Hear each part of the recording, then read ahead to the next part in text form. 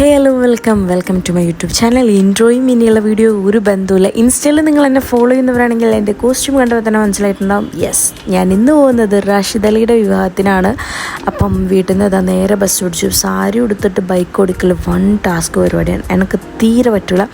അപ്പം ഞാൻ നേരെ കാലിക്കറ്റിൽ നിന്ന് ബസ് കയറിയിട്ട് മലപ്പുറത്ത് ഇറങ്ങി. മലപ്പുറത്ത് നിന്ന് കാറായിട്ട് വന്നു. അനിയത്തി ഉണ്ടായിരുന്നു കേട്ടോ വെഡ്ഡിങ്ങിന്. അങ്ങനെ ഞങ്ങൾ പെരിന്തൽമണ്ണ ഒരു റിസോർട്ടിൽ വെച്ചിട്ടാണ് വെഡ്ഡിങ് നടക്കുന്നത്. അപ്പം മലപ്പുറത്ത് നിന്ന് എനിക്ക് തോന്നുന്നു ഏകദേശം ഒരു 20 മിനിറ്റ്സ് എന്തോ ട്രാവലിംഗ് ഉണ്ട്. അപ്പം അങ്ങനെ ഞങ്ങൾ പോയിക്കൊണ്ടിരിക്കുകയാണ് ഗൈസ്.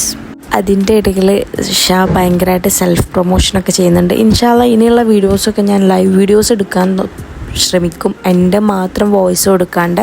കാരണം ഉള്ള വീഡിയോസിൽ ഫുൾ എൻ്റെ വോയിസ് മാത്രം കേട്ട് നിങ്ങൾക്ക് ബോറടിക്കേണ്ടല്ലോ വെച്ചിട്ടാണ് നമുക്ക് എന്തൊക്കെ മാറ്റിപ്പിടിക്കാം.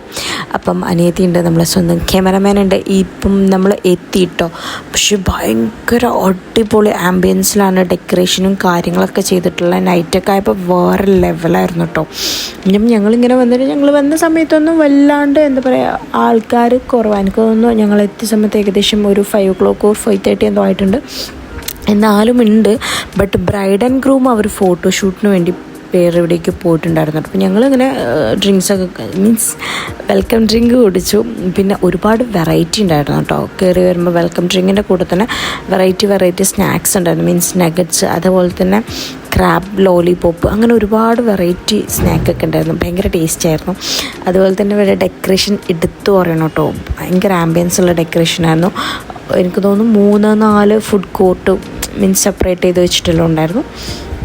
അപ്പം ഇതാണ് അവരുടെ ഡെക്കറേഷൻ. സ്റ്റേജിലുള്ള ലൈറ്റിങ്ങും അതുപോലെ തന്നെ ഫസ്റ്റ് നമ്മൾ കയറി വരുമ്പോഴുള്ളൊരു വയലിന് വായിച്ചിട്ടുള്ളൊരു മ്യൂസിക് ആട്ടോ സ്റ്റാർട്ടിങ്ങിൽ തന്നെ. അതൊക്കെ ഭയങ്കര രസമുണ്ടായിരുന്നു കേൾക്കാൻ. വയലിൻ ടച്ചൊക്കെ ഉണ്ടായതുകൊണ്ട് തന്നെ ഈവനിങ് വൈബ് അടിപൊളിയായിരുന്നു കേട്ടോ. അതിൻ്റെ ഇടയിലാണ് അവിടുന്ന് അനൗൺസ്മെൻ്റ് വന്നു, നമ്മുടെ ഗ്രൂമും ബ്രൈഡും എൻട്രി ആവുന്നുണ്ടെന്ന്. കേട്ടവധി കേൾക്കാത്തവധി ഞങ്ങൾ പെട്ടെന്ന് തന്നെ ചേർന്നൊക്കെ ഇറങ്ങി താഴെ പോയി. അപ്പം ഗ്രൂമിൻ്റെയും ബ്രൈഡിൻ്റെ എൻട്രി കാണാൻ എല്ലാവരും ഫ്രണ്ടിലേക്ക് ഇറങ്ങി വന്നിട്ടു. കാരണം അജാതി എൻട്രി ആയിരുന്നു, ഭയങ്കര എൻട്രി ആയിരുന്നു.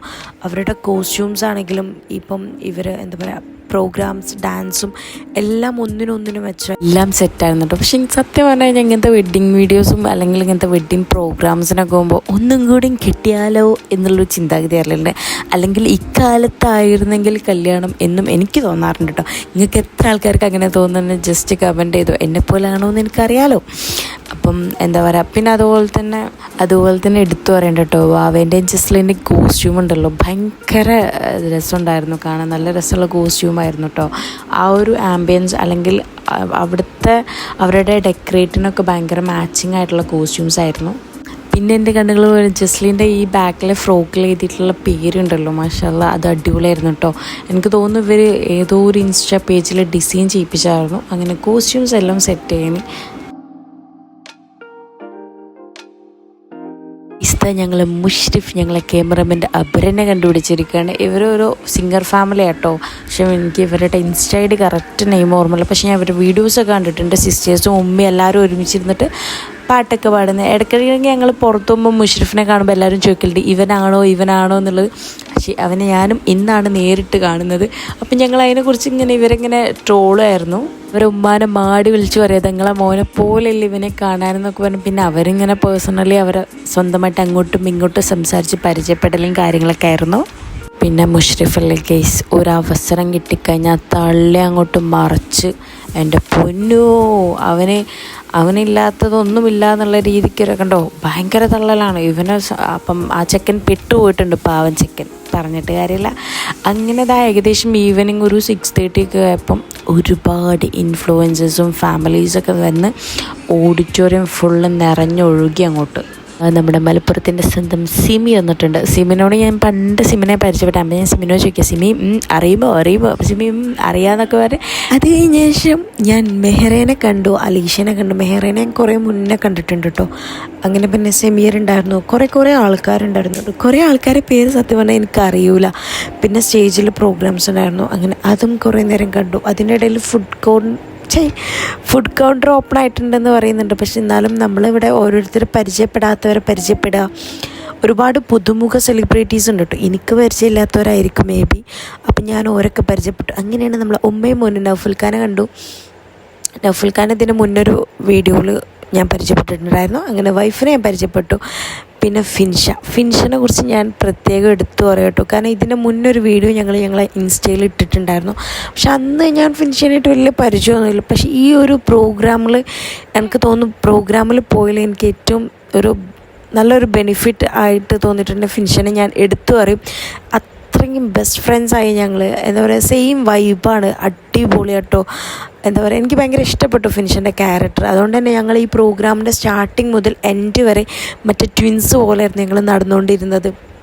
ഫുഡ് കഴിക്കുകയാണെങ്കിലും വാഷ്റൂം മീൻസ് കൈയേകാൻ പോകുമ്പോഴും അതുപോലെ തന്നെ എല്ലാത്തിനും ഞങ്ങൾ ഒരുമിച്ചായിരുന്നു. തగ్గടിക്കുമ്പോഴും ഡാൻസ് കളിക്കുമ്പോഴും എല്ലാം ഞങ്ങൾ ഒരുമിച്ച് നടന്നിട്ടോ.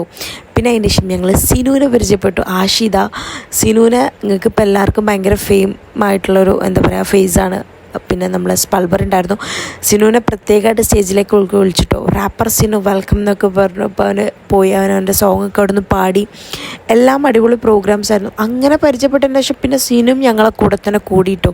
ഡാൻസായിട്ടും പ്രോഗ്രാംസായിട്ടും. അങ്ങനെ കുറച്ച് ലേറ്റായിട്ടാണ് ടി ഫാമിലി അതുപോലെ തന്നെ ജുബി അൻഷിഫ് മോനിക്കലൊക്കെ വരുന്നത്. അങ്ങനെ ഓരോറ്റും ഞങ്ങൾ അങ്ങോട്ടും ഇങ്ങോട്ടും വ്ളോഗേഴ്സ് പരസ്പരം ട്രോളി സംസാരിക്കുമായിരുന്നു കേട്ടോ.